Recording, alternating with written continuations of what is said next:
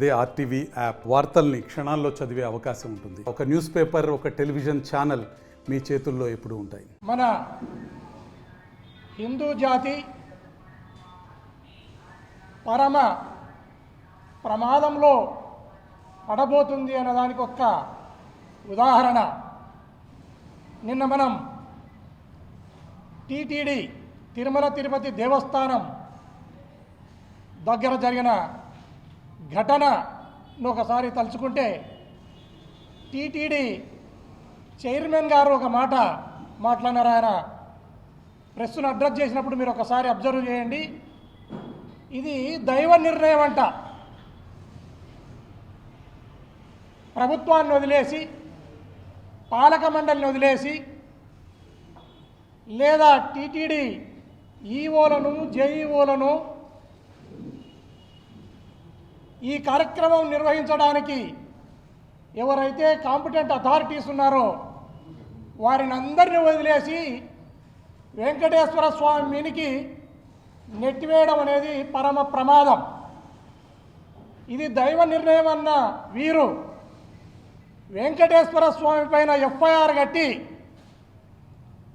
పోలీసులు పక్కకు తోసేసి చంద్రబాబు నాయుడు, పవన్ కళ్యాణ్, హోమ్ మినిస్టర్ గారు ఇన్వెస్టిగేషన్ తీసుకోవడానికి కూడా అవకాశం ఉంది. ఇది యావత్ ప్రపంచంలోని హైందవ జాతి గమనించాలి అని నేను ఎంతో నొప్పి పడుతూ హైందవ జాతికి అందరికీ కూడా తెలియజేస్తున్నాను. అయ్యా, ఈ ప్రభుత్వం గాడిదలు కాస్తుందా లేక గుడ్డి గుర్రానికి పండ్లం దొంగతా ఉందా అర్థం కావడం లేదు.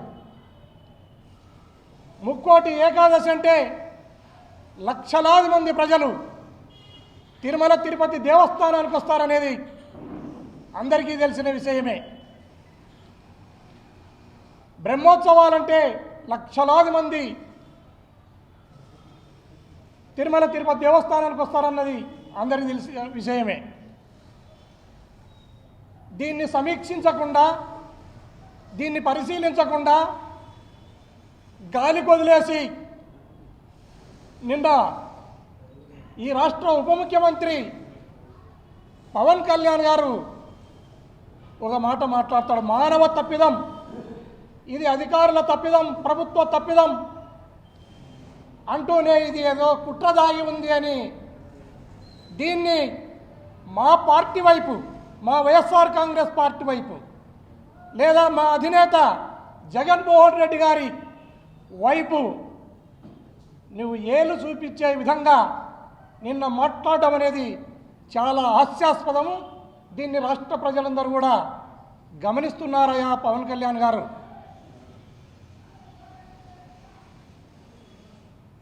అదేవిధంగా ముఖ్యమంత్రి గారు స్వయాన ఆయన విజిట్ చేసి ఆయన అన్నమాట, ఆయన ఏమంటాడంటే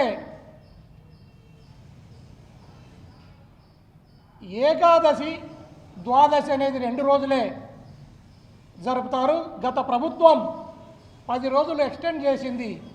ఈ దేశంలోని ప్రసిద్ధమైన సిద్ధాంతులను, మహాపండితులను అందరితో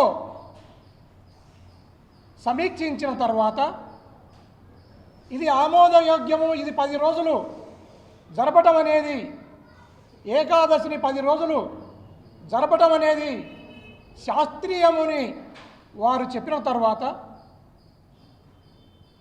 భక్తుల యొక్క సంఖ్యను, భక్తుల యొక్క రద్దీని, ప్రతి భక్తుడు వెంకటేశ్వర స్వామి దర్శనం చేసుకోవాలి ఆ రోజు, ఏకాదశి రోజు అనే భావనతో ఆ రోజు మా ప్రభుత్వం పెట్టడం జరిగింది. దానివల్ల ఏ ఒక్కరికి కూడా ఇబ్బంది లేకుండా దర్శనం జరిగిన సంగతిని మనం గుర్తు చేసుకోవాలి. దేశంలోని అనేక మంది భక్తులు ఏకాదశి రోజు వైకుంఠ ద్వారంలో పోతే మాకు స్వర్గప్రాప్తి లభిస్తుంది అని ప్రతి హిందువు కూడా నమ్ముతాడు, ప్రతి వెంకటేశ్వర స్వామి భక్తుడు కూడా నమ్ముతాడు. అలా వైకుంఠ ద్వారం ద్వారా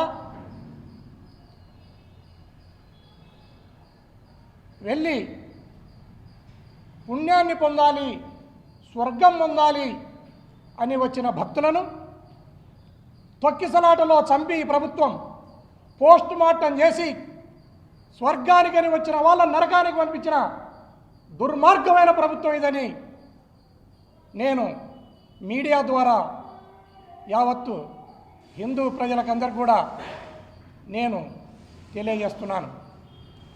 ఆయన సూపర్ 6 అంటే ఏదో అనుకున్నాం. ఇప్పుడు కూడా ఆయన సూపర్ 6, గతంలో ఆయన చేసిన సూపర్ 6ను ఇలాంటి ఘటనలను ఒక సూపర్ 6గా మనం చెప్పుకుంటే, గోదావరి పుష్కరాలలో 20-30 మందిని పొట్టన పెట్టుకున్నావు. అదేవిధంగా కందుకూరులో ప్రచారానికి వచ్చి 8 మందిని పొట్టన పెట్టుకున్నావు. గుంటూరులో ప్రచారానికి వచ్చి 3 పొట్టన పెట్టుకున్నావు. రాజమండ్రిలో ప్రచారానికి వచ్చి 2 పొట్టన పెట్టుకున్నావు. యువగలంలో మీరు తారకరత్నను పొట్టన పెట్టుకున్నారు. ఈరోజు టీటీడీలో 6 మందిని పొట్టన పెట్టుకుని ఇది ఒక సూపర్ 6గా మీరు చరిత్రను సృష్టించినారనేది ఈ సందర్భంగా తెలియజేస్తున్నాను. అదే కాకుండా రాష్ట్ర ప్రజలందరూ కూడా గమనిస్తే మరొక సూపర్ 6 స్థానంలో తిరుమలలో డెత్ 6ను ఈయన అమలుపరిచినారు.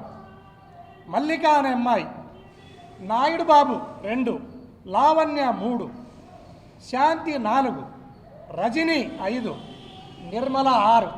ఇది కూడా డెత్ 6గా మనం భావించాలి. ఈ ఘటనలు జరిగిన తర్వాత నాకు అత్యంత నవ్వొచ్చిన విషయం ఇంకోటి మనం అందరం కూడా చర్చించుకోవాలి.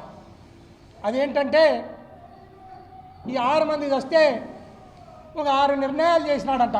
మళ్ళీ ఇంకొక సూపర్ 6. ఒకటి డిఎస్పిని సస్పెండ్, 2 గోశాల డైరెక్టర్ని సస్పెండ్, ఎస్పీని ట్రాన్స్ఫర్,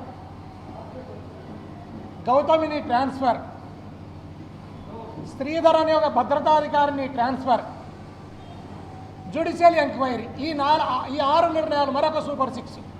ఇలాంటి సూపర్ 6లను ఈ రాష్ట్రంలో అమలు చేస్తూ పోతున్నావా చంద్రబాబు నాయుడు? ఇప్పటికైనా మీరు కళ్ళు తెరుచుకుని